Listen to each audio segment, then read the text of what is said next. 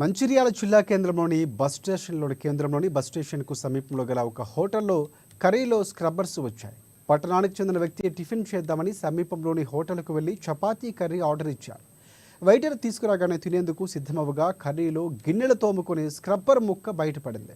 Customer ఇదేమిటని వారిని నిలదీసే ప్రయత్నం చేశాడు. దీంతో అప్రమత్తమైన హోటల్ యాజమాన్యం ఆ ప్లేటును తొలగించి గంటల తరబడి కస్టమర్ను అక్కడే ఉంచి ఆయనకు సమాధానం ఇవ్వకుండా లైట్గా తీసుకోవడం కొసమెరుపు.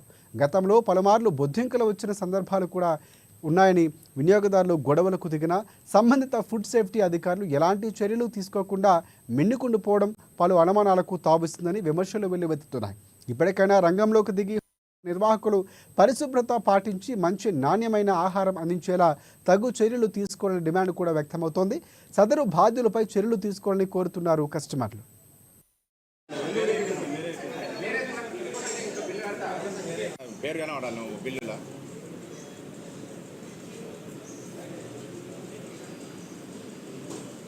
ఎందుకు తెప్పించినావు? వేరే కాదు, నీ తప్పుని ఎందుకు తప్పు చేసుకుంటాను? నిన్నెవరు తీయమన్నారు? నేను తినేంటున్నా నలుగురు వెళ్ళాలంటే ప్లేట్ ఇప్పుడు ఇక్కడ నేను తింటున్నా. పైసలు కూడా నాణ్యతగా ఉండాలి. ఇప్పటికీ అరగంట వీళ్ళ ఆఫీసర్ ఎవరు వస్తలేరు, వీళ్ళ మేనేజ్మెంట్ ఏమనంటే వర్కర్ల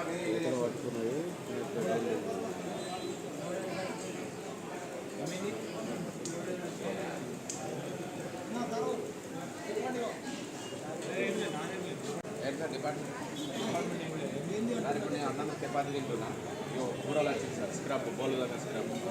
ఇది నేను అడుగుతా నోట్లో వచ్చిందని నేను అడుగుతా కూడా కౌంటర్ జాయిన్ వేస్తలేడు, వీళ్ళు వస్తలేరు. మా బాధ్యత ఇది.